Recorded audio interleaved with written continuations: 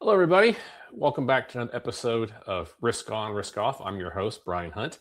For those of you who've been with me since day one, you know this area we like to talk about risk and all its different facets. From my career perspective, I do have a tendency to focus on construction and real estate, but construction and real estate are no different than any sector of our economy, both here in the United States and around the world, susceptible to different functions and things that can occur. And risk can happen in many different ways, and ways we expect and ways we don't expect. And what we call about sort of the bigger picture items is systematic risk, as far as we all operate within this global economy, and things like pandemics and wars, cryptocurrencies, winters and rise in bubbles can all impact us at home and can impact your portfolio and impact what you're trying to do with your life, whether it be saving for your retirement, saving for your kids' college, or just looking maybe make sure your portfolio outruns inflation. And a lot of times when I'm looking for guests on this show, I have them, listen to a lot of other different podcasts and news platforms. And one of my favorite news platforms is Bloomberg Surveillance, hosted by Tom King. And over the years, I've been listening on a regular basis. And over the years, I've been always look forward when this gentleman comes on the show. I find him very insightful. He's got a lot of great, interesting things to say. And when I was very excited when he agreed to be on my show. So it is without further ado, I'm excited to introduce to you one of the founders of Cumberland Advisors, Mr. David Kotok. David, how are you, sir?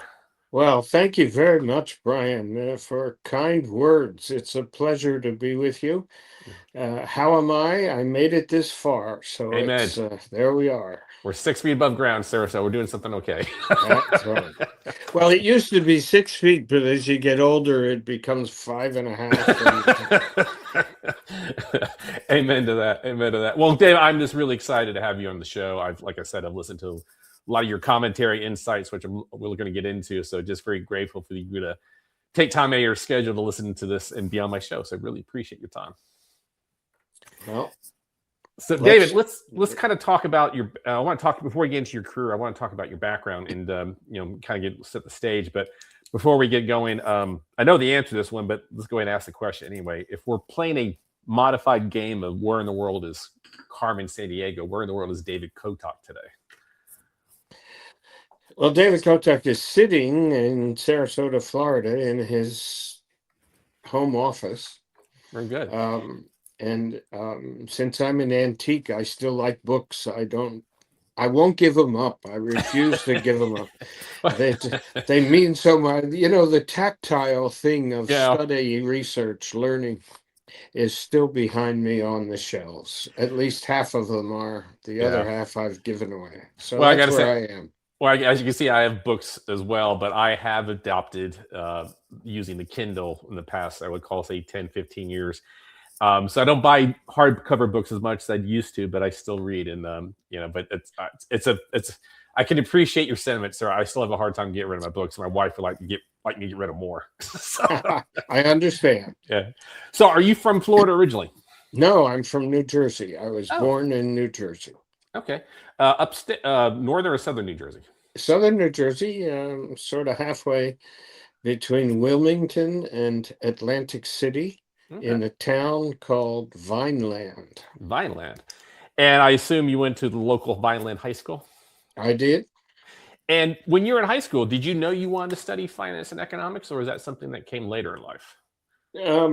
I had been interested in finance and economics and investments from the day my grandfather, bless him, opened an account for me to trade I was 10 years old. Oh, wow. And that was at a brokerage firm with a local office, and it was Neuberger and Company. Okay. Now, if you have people on this call who are watching us who can remember Neuberger and Company, they would have to be 75 or 80 years old. Wow.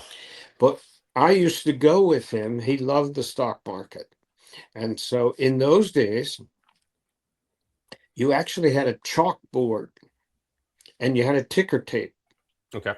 And they would have young people, or not always, sometimes old people, and you would stand on the chalkboard and somebody would read the price from the ticker tape, and you would write the price on the board, and people who were sitting watching the market knew what the current price was because they'd see it handwritten on the board from someone who was calling the tape. Now, That's a how's lot. that for that? I mean, McKinley was president then. That's some old school right there. So, David, when you were in high school, you decided to go to the University of Penn. What was your motivation to go to Penn? Well, um, family business. I wanted to pursue studies in economics and business, and Wharton was the uh, place of choice. In those days, distance meant a lot. Yeah.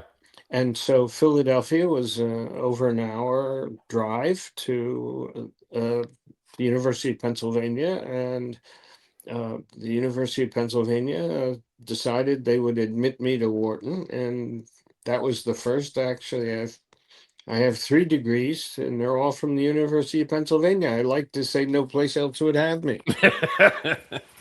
Well, I mean, obviously, everybody knows about Wharton. It's a phenomenal school, but if you could say, I mean, having made the decision to go to Wharton, how would you say those years formed your thinking regards to the markets and your approach to investments? Well, it certainly, I mean, this was the early 1960s. Mhm.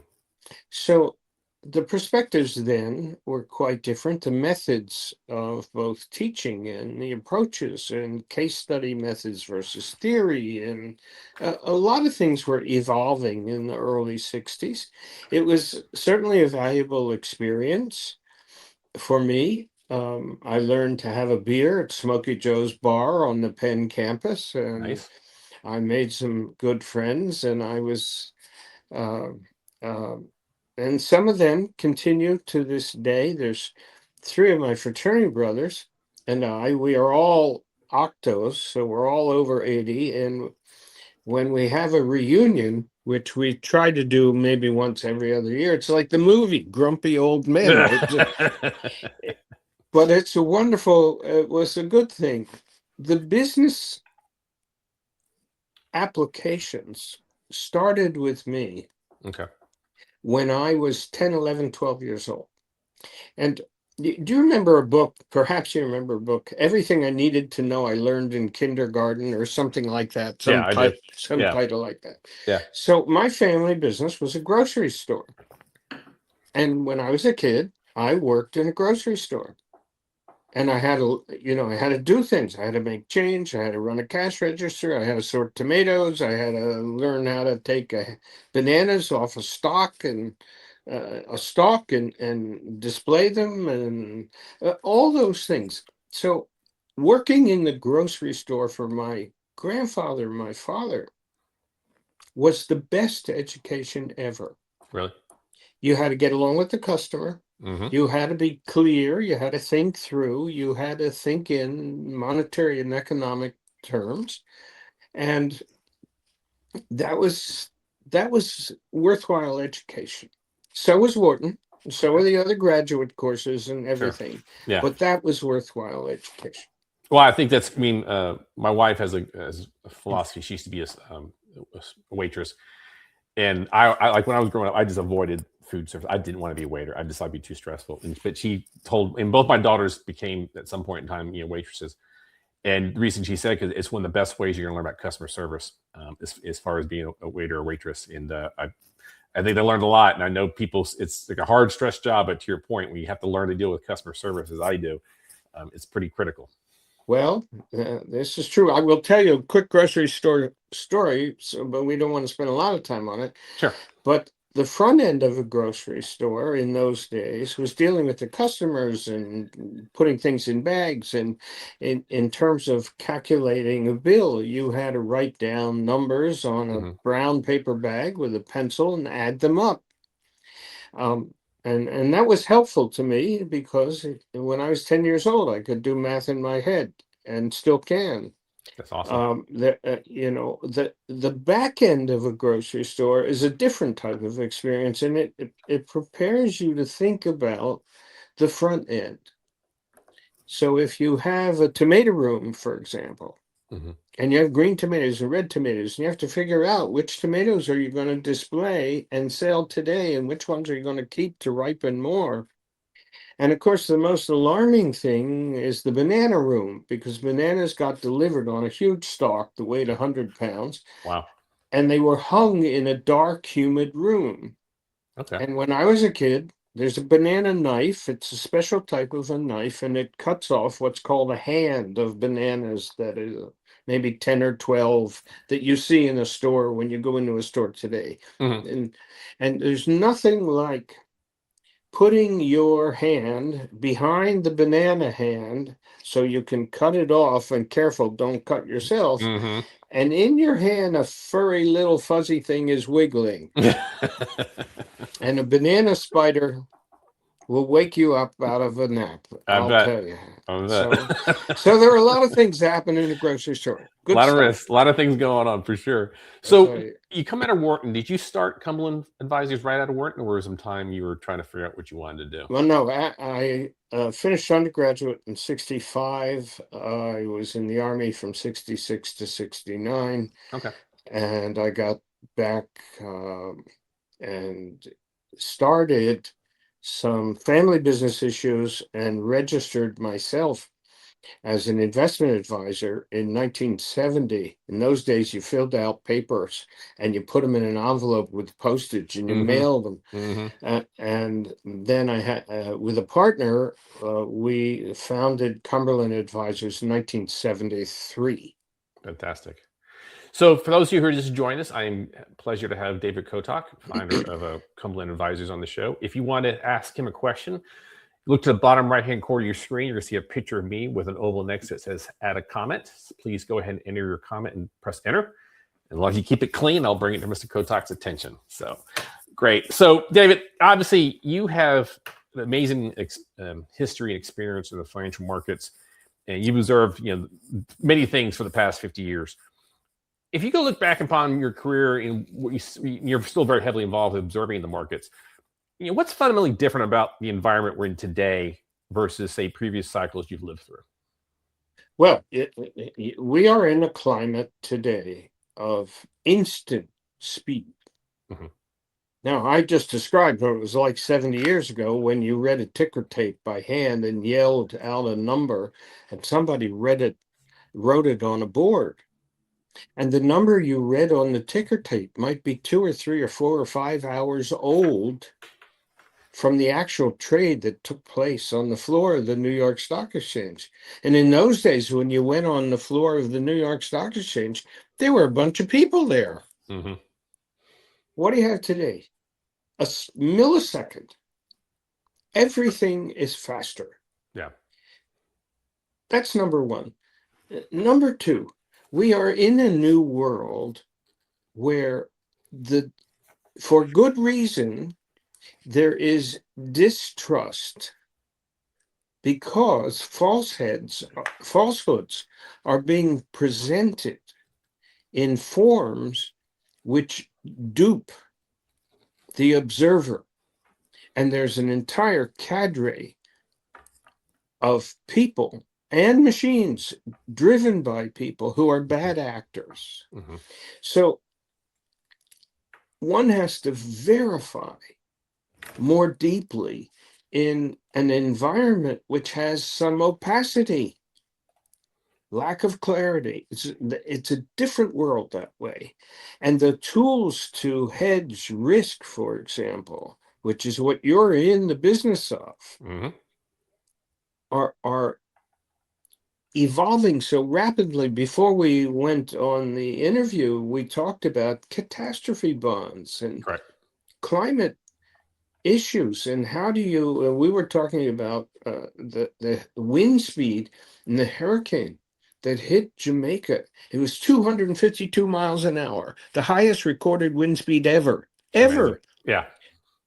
So you say to yourself, how do I, in your business, in the insurance business, in the cat bond business, how do I create a model to and fund a risk profile that has a 250-mile-an-hour wind. You're coming straight to my heart on this one, David, because I told you my background. But like I spent 13 years. I worked for the world's largest commercial property carrier, FM Global, which we used to joke, it's a bunch of engineers around selling insurance. Because the whole premise of that sort of carrier is it's an HPR underwriter, which is the highly protected risk, and you're supposed to insure, underwrite towards the worst case scenario.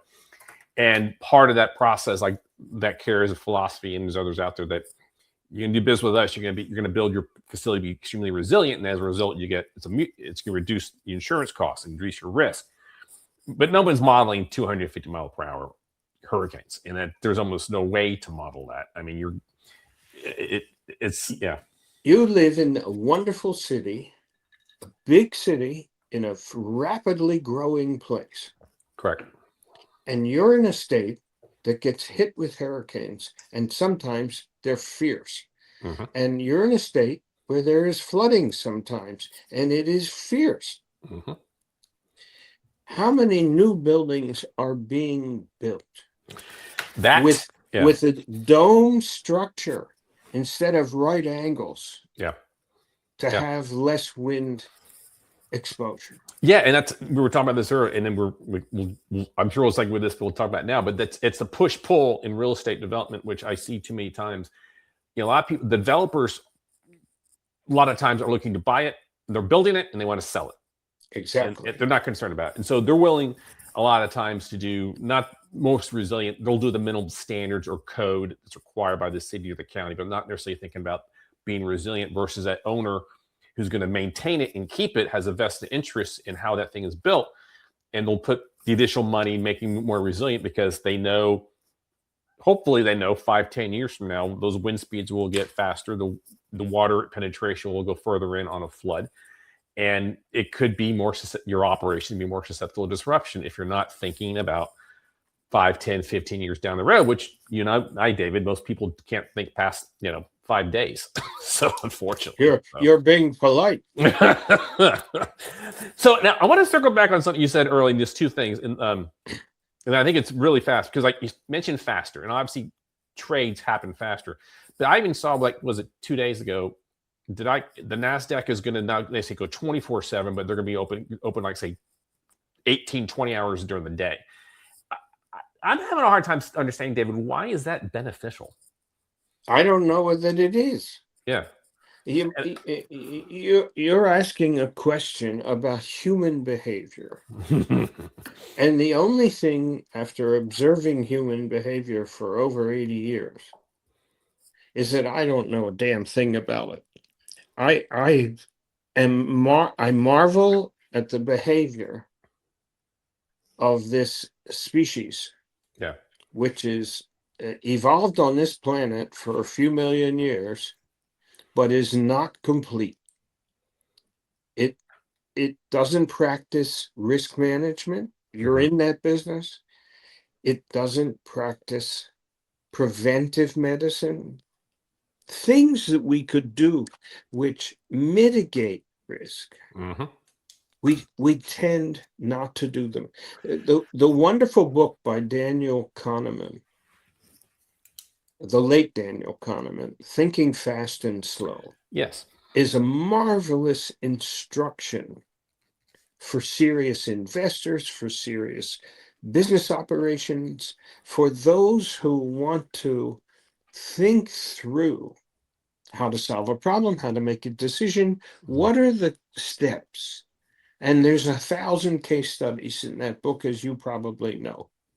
And that is lacking.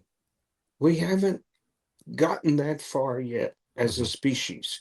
Otherwise, we would behave differently.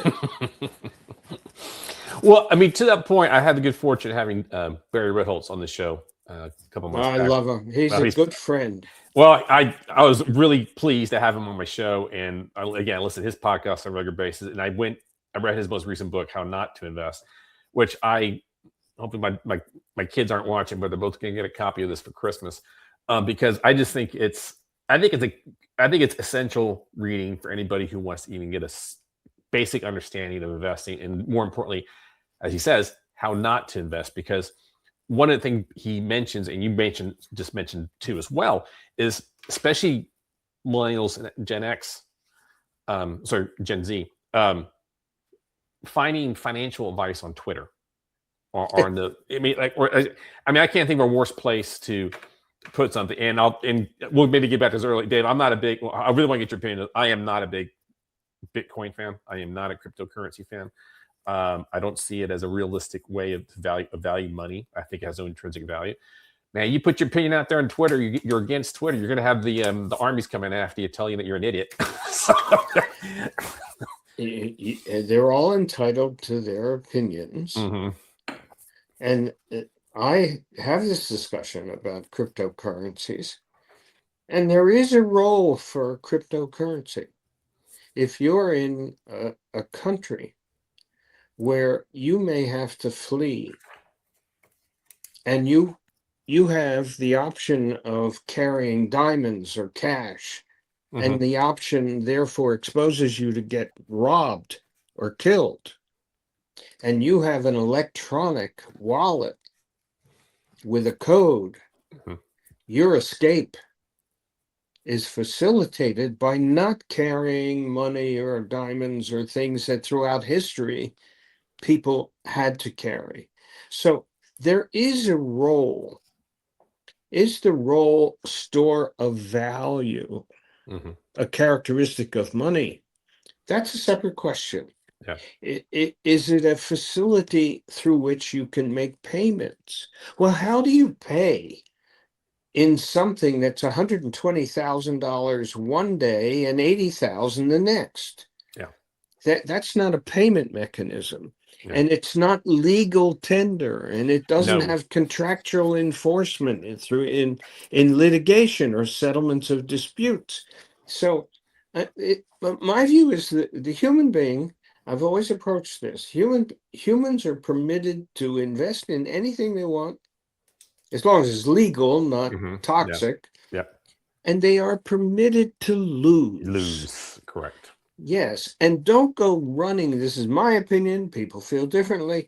Don't go running to the government when you lose.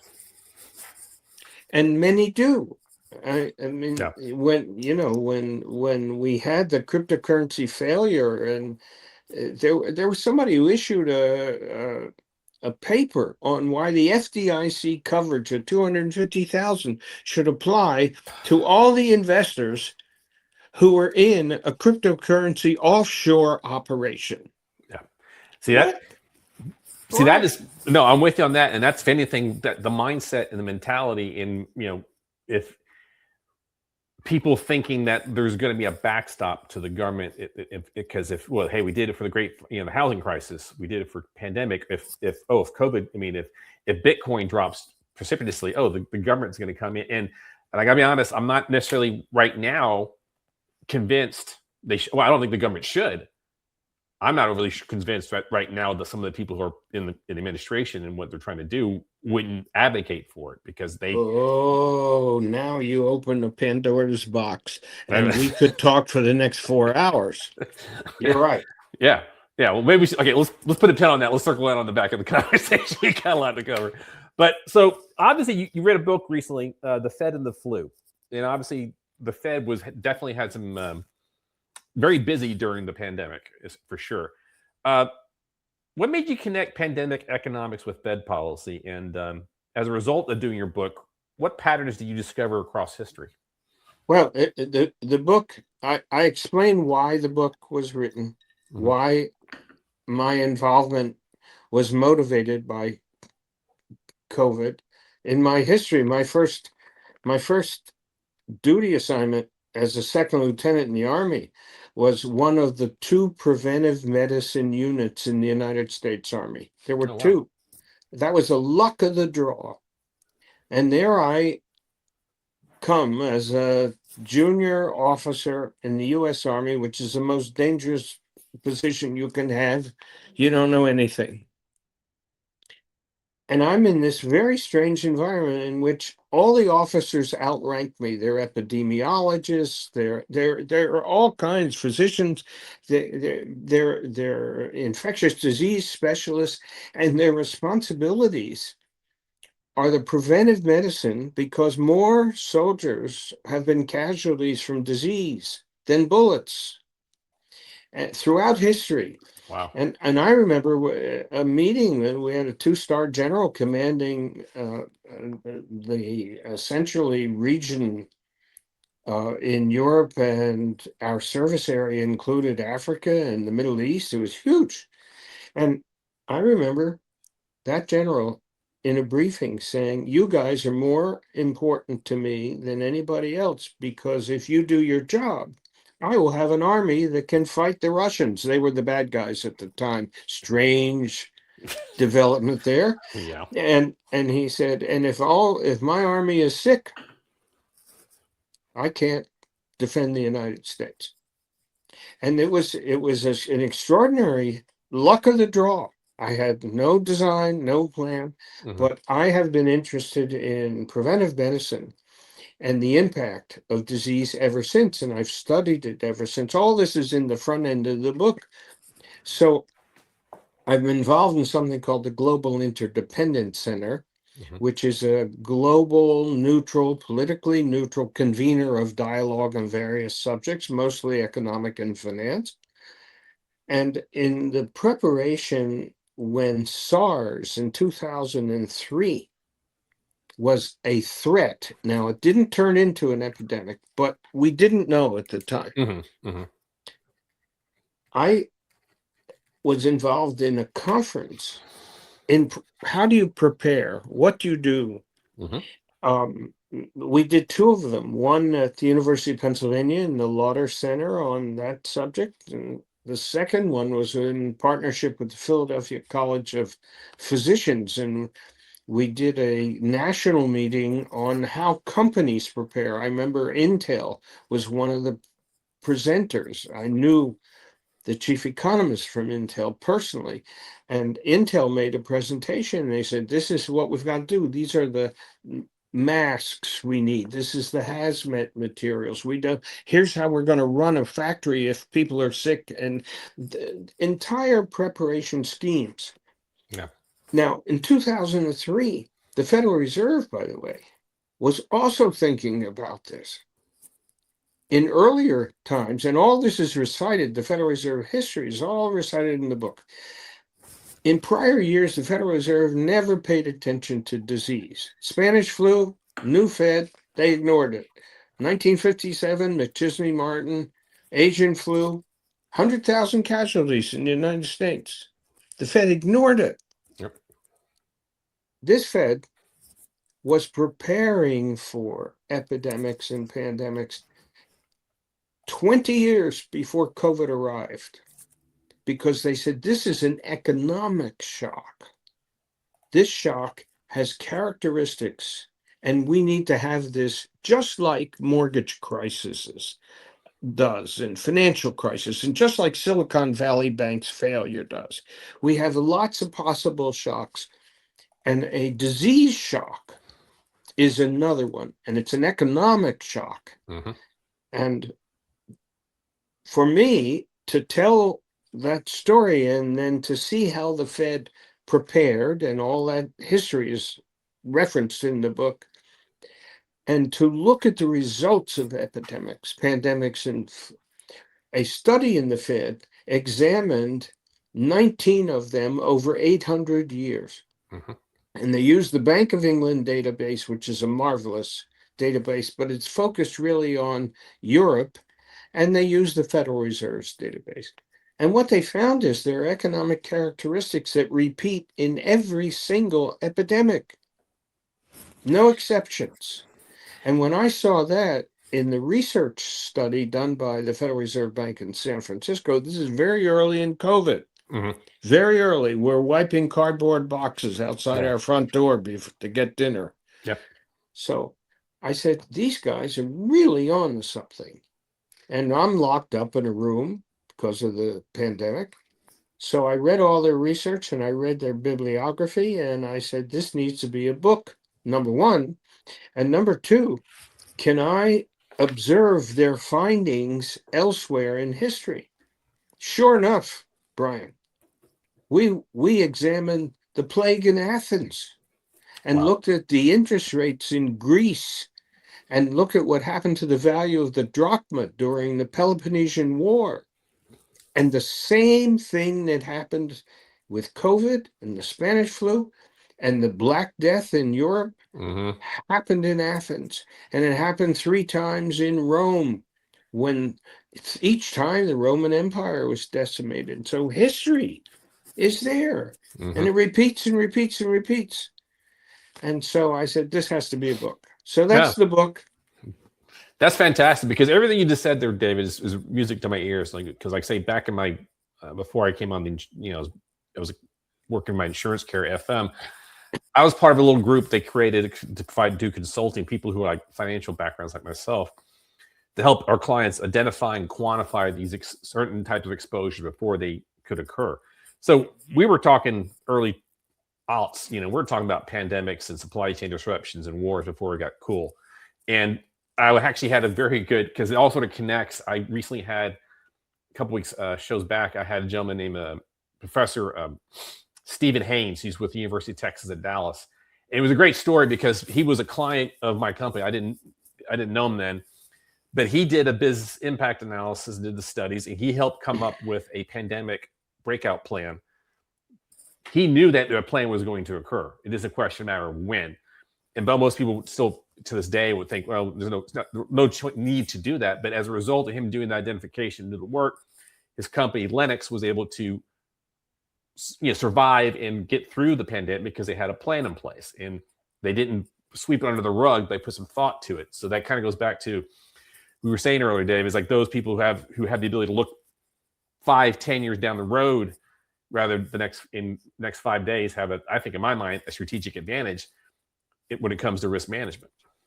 Well, I agree with you. Those who are willing to put out the effort, and most important, in these times, filter and verify information. Now, I publish, I think the Kotok report on Substack. Yes, I'm a subscriber. and I got pushback on a recent piece that has to do with the current environment in medical, preventive medicine, the regime under Robert Kennedy Jr. And there are people who are in love with Robert Kennedy Jr. I hear from them once in a while. Mm-hmm. Okay. And I looked at this information flow, and I see a child die of whooping cough. And I see a child die from measles. Mm-hmm. Now, fact, and maybe somebody who's listening now is going to disagree. You're entitled to your opinion. There is absolutely no reason whatsoever for a child to die from measles. You want to fight over the COVID vaccine and mRNA, yes and no, that's a fight. But from whooping cough, there is no fight. Just like there's no reason to die from smallpox. Or measles or polio. Exactly. And we now have polio back. Yep. That's absurd. That's outrageous behavior. Yeah. So, Dave, I'm with you on that one. I do not understand the concept of why anyone would look to the internet for bogus research or things that have been disproven by pure study, and not and just totally blind themselves from history. And there's the old saying, David, like those who do not study their history are doomed to repeat it. That's right. I have one of my father has 2 twin sisters. They're still alive, but one, when she was younger, she had polio, and fortunately she got the vaccine. But there are so many people who do not understand the concept as far as how severe and frightening it was for polio. And I get you, every one of those parents would have cut off their right arm to get that vaccination for their kid instantaneously. Absolutely. Yeah. So Absolutely. yeah, well, let me put it this way. It's funny how people were more than happy to jump into a car or a plane. None of them have engineering degrees, but they put their faith in the people who built them. But for somehow, some way, they want to question the guys who have PhDs in biochemical engineering and somehow think they got better sense of how vaccines work in the human body, which, by the way, we've been doing vaccines since the Roman Empire. So exactly. There's my 2 cents. Yeah, we're on the same page. Absolutely. So to that point, with the Fed, and you studied it in how they responded to it. Obviously the Fed's toolkit has expanded dramatically. So you quantitative easing, forward guidance, yield curve control. Do you think the Fed, or as we as a nation, or even as we as a human species, are we better prepared for the next crisis, or have we created more vulnerabilities? Because it's going to happen again. It's just a question of time. My guess is yes and yes. Okay, good. Because that's the nature of the evolution of things. Yeah. The Fed is obviously a target currently of the administration. Is the president has said he would like the short-term interest rate to be 1%. I think I quoted him accurately just now. Wow.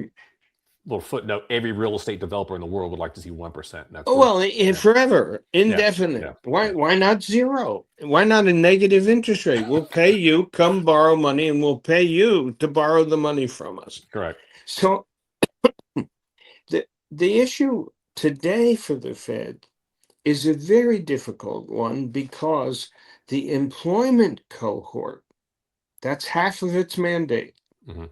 The employment cohort is being impacted by this extraordinary deportation policy. So for the first time in the United States history, our labor force is plateauing in size, not growing. Mm-hmm. Our population is not growing. So if you go to the classic economic formula and you say, what does an economy need to grow? It needs 2 things: an expanding labor force, 1, or expanding population distribution, mm-hmm. part of it being the labor force, and 2, total factor productivity gain. Well, maybe we have some productivity gain taking place because of AI. There's no question about that. We have 0 for the first time in the history of the country on the demographic population side. Mm-hmm. 0. Mm-hmm. Now, can we make up the entire dimension of 0 population growth, 0 labor force growth, with a productivity gain coming from AI? I don't know. Maybe you could go back to prior times in history and say, gee, when we had the canals, productivity went up with all the canals, and productivity went up with the railroads, and productivity went up with the interstate highway system. So it's possible to have these large macro national improvements. When Intel introduced a chip that had an 86 at the end of it, mm-hmm. we had huge productivity gains temporarily. Sure. But what did we also have continuously? Growing, better educated, greater skilled populations. Yep. Okay. So I'm going to ask you a follow-up question, but just for 1 second, I'm going to take a little time here. So for those who just joined us, I'm pleased to have as a guest on my show, Mr. David Kotok, co-founder of Cumberland Advisors. If you wish to have a question for him, please look to the bottom right-hand corner. You see a picture of me next to the oval, add a comment. Please type in your question, and I'll bring it to his attention as long as you keep it clean. So, David, all right, so you're touching on something which to me is a touch point, which goes to the bigger point of risk management interdependencies, which people, I think, have a hard time understanding interdependencies. With the crackdown on immigration and our slow birth, big 0 labor growth, as you just mentioned, as a result to crackdown immigration and also people having fewer kids, we are fundamentally putting the Social Security program in jeopardy, because the way it is designed is basically designed in order to sustain itself. You have to have people out there working to support the people who have retired. And you take into account we are living longer, healthcare and stuff. We have our slower birth rates. So there's fewer people coming from natural growth versus fewer immigrants coming in. And the trustees have already said by, I think at the last time I saw was 2033, that, unless Congress does something different, you're looking at a 20% cut in benefits. But isn't that unto itself the reason why, you talk about dependencies? By pushing on one side of the balloon, it's going to pop up on the other side. And I don't think people understand the ramifications of some of these policies.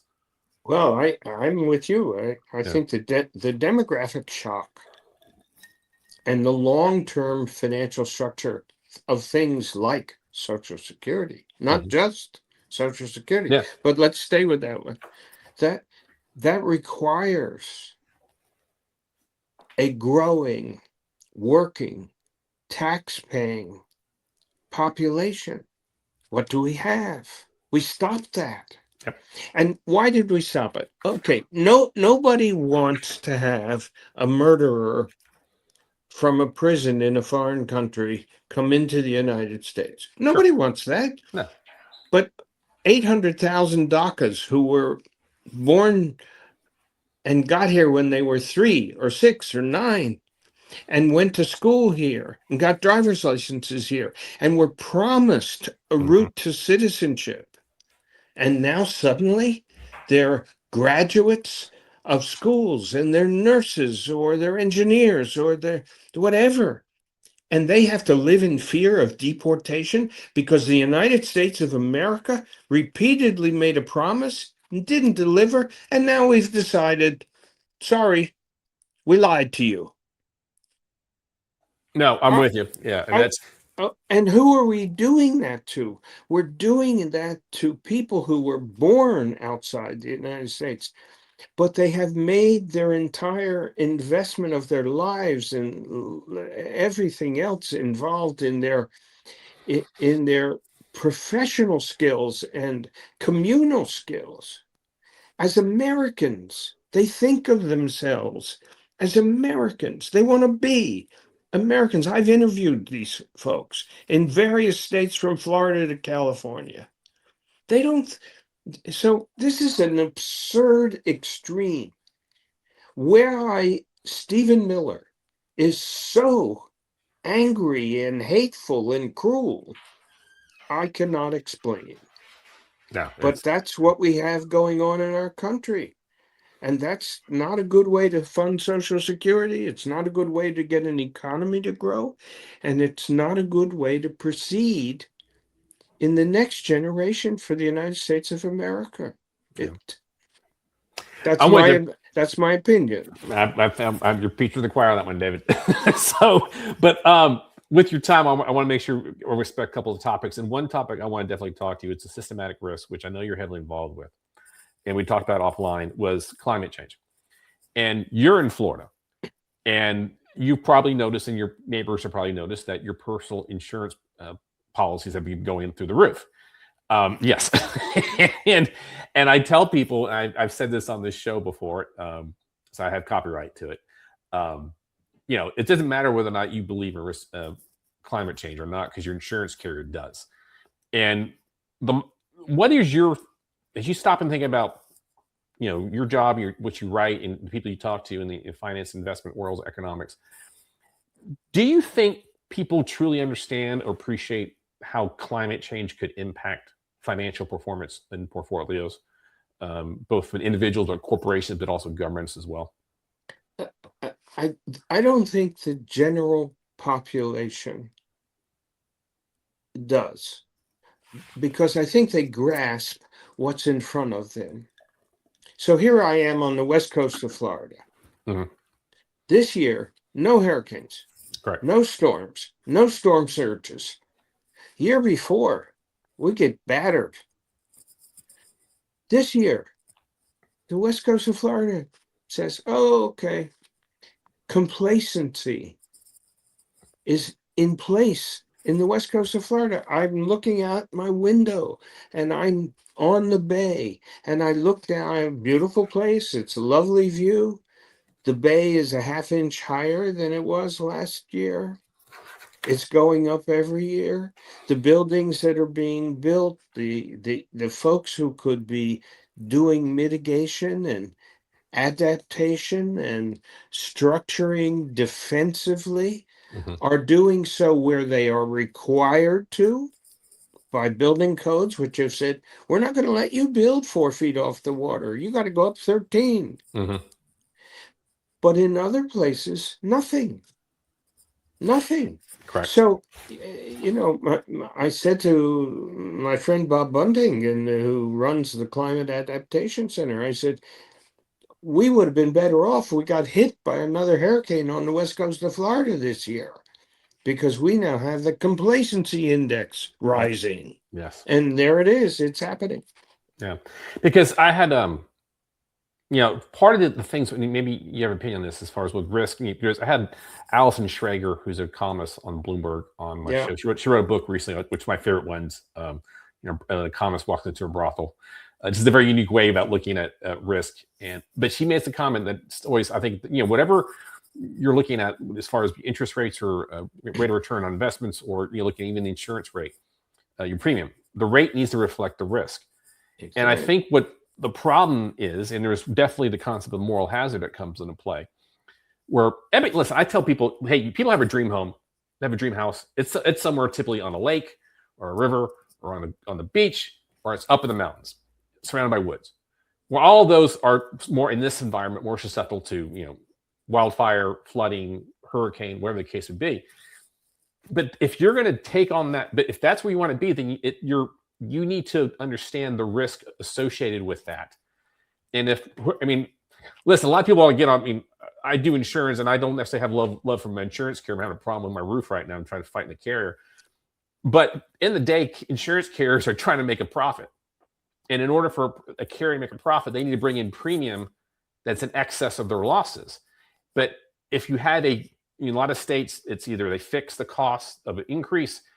In this, you have a broken down model, which I think they're starting to take in place. But that's the problem, I think you're alluding to, Dave, is that people, if they feel they're going to get bailed out by their insurance company because they're trying to keep it affordable to spur development, great. But then now you're placing more and more assets at risk in an area which the next time it comes, it's just you're just repeating the cycle. We are doing it in Florida and elsewhere. If you don't let an insurance company price the risk and make a profit, insurance companies cannot exist losing money, and they cannot exist breaking even. They are an operating business, and they have a long view, and they have to run a portfolio structure which is managed for risk. That's what they do. Yep. And if you don't allow them to recover, you don't succeed. You delay, you defer, you kick the can down the road, all the metaphors. But in the end, the cost is much higher. Much, much higher. And in Florida, we are having the experience of rising insurance rates for good reasons. Mm-hmm. We are vulnerable. Correct. There's there's $7-8 trillion in real estate on the waterfront of the Atlantic and the Gulf of Mexico. All of it vulnerable. Yeah. Even Mar-a-Lago. Yeah, that's a very good point. So I was respectful of your timer, David. So obviously I've listened to you many times, and I've always been fascinated. You talk about it, and we were talking offline as far as you have a very famous get together of Smarty Pants called Camp Kotok. You get together in the woods in Maine, and you talk about different topics. And you have maybe a central theme, but you have certain topics. And I'm just kind of curious, during your most recent conversations, and you guys are talking over the fire pit or playing poker or whatever, what's the most contrarian or uncomfortable idea you've heard recently that's worth taking seriously? Contrarian, or just out of the box, maybe? Well, yeah. First of all, the group that assembles in Maine are very diverse. Mm-hmm. So they're politically diverse, policy-wise diverse, investment structure diverse. So somebody who's in the insurance industry like you are would have one view, somebody who's in the stock market another, a real estate operator another, developer another, medical, scientific, biotech another, foundation manager another. So we mix it all up. there are multiple views, and so contrarian is a tough thing for me to characterize out of this bunch. Okay.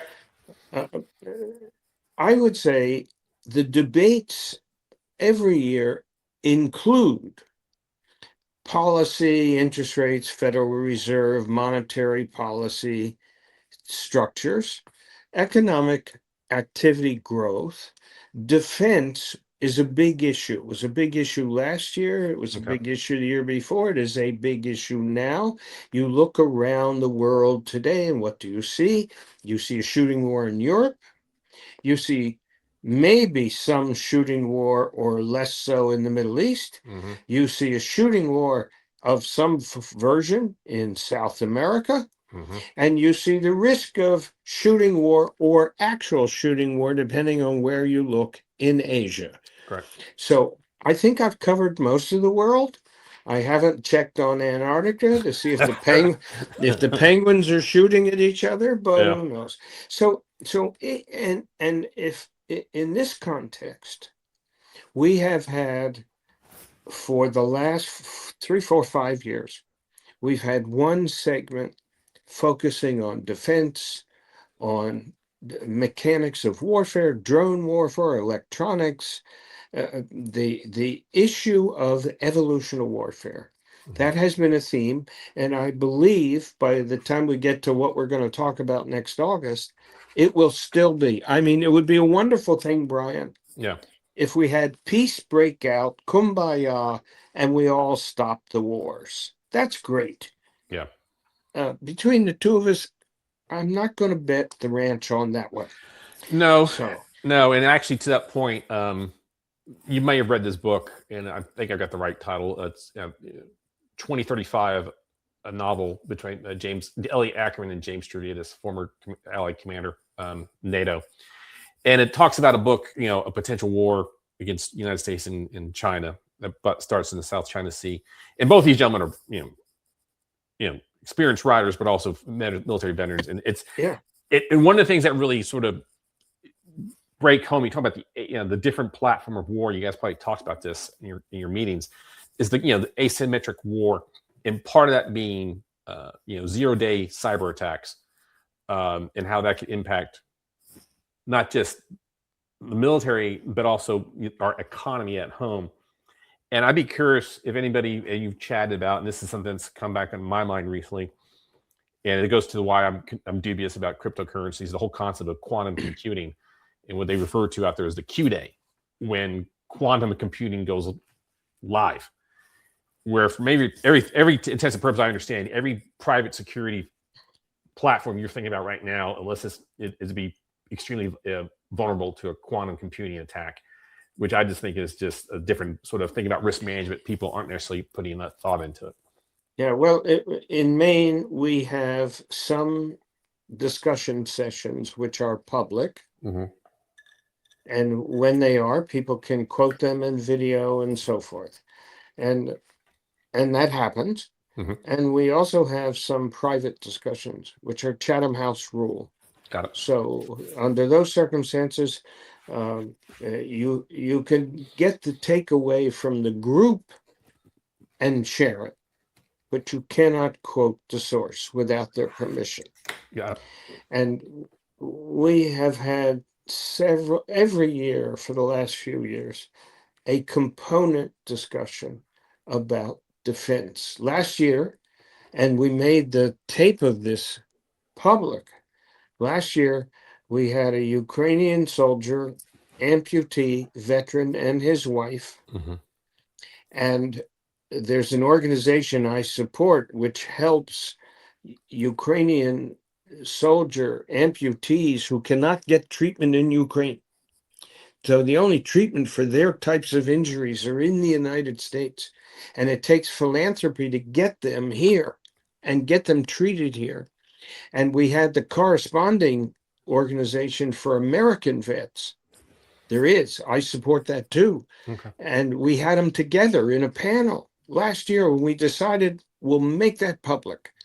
And we did. And the reactions to people were wonderful. So many people said, my gosh, I never knew, I never heard, I never thought about it that way, I never heard the story. You also get another takeaway from that message, how vicious and ruthless Putin is. Putin will send a drone at an ambulance evacuating wounded. Target the ambulance. Yeah. Putin has kidnapped 20,000 Ukrainian children to re-educate them. Where's the demonstration on a university campus? Yeah. So the sense of that, in this case, there were private conversations, but we some of these we make public, and this was one of them. Yeah. We have had some component of defense every year for the last few years. Why? Look at the world. Yeah. No, it's necessary. It is. Yeah, I had good fortune. I had former ambassador Michael McFall on recently in talking about his newest book, and yeah, I just don't. I just haven't grown up, 70s, 80s, during the time of Reagan. I just have a hard time understanding. I see how the pattern happened, but I just have a hard time understanding how there's a wing of the GOP that looks at Putin as more of an ally than most of Europe. I just don't. I mean, it's a bastardization of Reagan. I have a career that was in New Jersey. I had several Republican governors, several Republican candidates, a long history in public life, and I don't understand it either, Brian. I don't get it. Yeah. Maybe I'm just an old curmudgeon, but I don't get it. I'm right behind you. All right, we actually have a question here for you, Dave, before we get to let you go, but I think it's a great question. This is coming from Norman Dempsey. I'll read it off. After years of conflict, we know quite a bit about Ukraine, which was previously on few people's radar. Will Ukraine be a good place for investment once peace is achieved, whether or not there is a substantial war debt forgiveness granted to their government? Norman, thanks for the question. I think it's a great question. I've been thinking about this as well. I mean, I think, David, I'll put my sense out, and I'd love to hear your feedback on this. If at some point you get a ceasefire, and hopefully it's a sustainable ceasefire, my thinking that Ukraine is going to get a lot of support from NATO and the EU, and like anything else. I mean, I hate to use this term in this apology because there is blood in the street. But it's the old adage: when there's blood in the street, buy real estate. I would think this would probably be a very prime area that could, see substantial returns if you're willing to go long term, invest in Ukraine. Well, what do we know? We know that the Ukrainians, outnumbered and outgunned, have shown incredible resilience and creativity and applications in war. Remember, they sunk the lead flagship of the Russians. Remember what they did to a few airports around Russia. Remember that. So is there a spark of creative engineering skill, development skills, technical capability in Ukraine that could be so powerful? Yes. Will it have an opportunity to flourish? We'll find that out. Yeah, that's the long game. The other side is your enemy, if you're Ukraine, is murderous and ruthless. You cannot trust them. You can't make a deal with them. Yeah. And an enforced deal when one side is a cheat and a liar is no deal. And that's a worry. Yeah, I think as long as Putin's alive, you can't sleep at night. That's for sure. Yeah. All right, David, this has been a phenomenal conversation, but I'm going to finish off with a couple of light ones. So, David, obviously you're kind of retired, but you're not slowing down. Obviously, you write a lot. You have Camp Kotok. But when you're not busy, what do you do to entertain yourself? Well, I'm a fly fisherman. Excellent. Talk about that. Talk about how you got into fishing. Oh, my gosh. Bless his memory, my father took me fishing when I was 5 years old. Wow. So and so Camp Kotok. So go ahead. I'm sorry. I've been doing it ever since. I don't enjoy necessarily catching anymore. Okay. I fish barbless and I release everything unless I'm going to eat it for lunch. Yeah. Okay, but I do enjoy fishing. It's fun. Awesome. So I know you're a prolific reader. I could see it from the back shelf right there. Any couple books you've read recently that you'd like to recommend to people? Yes, Charlatan. Charlatan. Okay. It's a new book, and it's got 24 case studies, and Okay. it's politically neutral because there's Democrats and Republicans, Got it. and it's how we are duped by grifters and swindlers. And it's an analysis of that characteristic. And it fits very nicely with Kahneman's Thinking Fast and Slow. In fact, Okay. it refers to it. Charlatans. I just finished reading it. I would recommend it to people. And they can read it quickly. It's 2-3 hours, and you'll come away and say, gee, I never knew that. And if you Awesome. can do that with one thing out of a book, you got a winner. Fantastic. Fantastic. David, thank you so much for being on the show. This has been a phenomenal conversation. I've always enjoyed hearing your insights on Bloomberg and other platforms. So this is very grateful for you to be on my show. And so you can subscribe to David on Substack and find his newsletter, which I'm also a writer there, and I subscribe to his newsletter. So I would highly recommend it. So, David, thank you for your time. Thank you, Brian. Nice to be with you. You too. All right, everybody. That's another episode of Risk On, Risk Off. Again, like I say, I think David Kotok is really sort of one of those, leading thought producers in the world of economics and finance. He's been doing this for a long time. I highly recommend you find his Substack and subscribe to it. It's just like this. The whole point of this show is to try to help people think about risk and things that could go bump in the middle of the night, whether it be on the other in your next door neighbor's house that could cause fire, or across the world, and how a disruption of supply chain can impact not only your company but your daily life, and how to protect not only your operations but your portfolio as well. So unfortunately, bad things do happen, and hopefully what am I trying to do here is just let you think about it so you can make an informed decision down the road. So until next time, everybody, bye.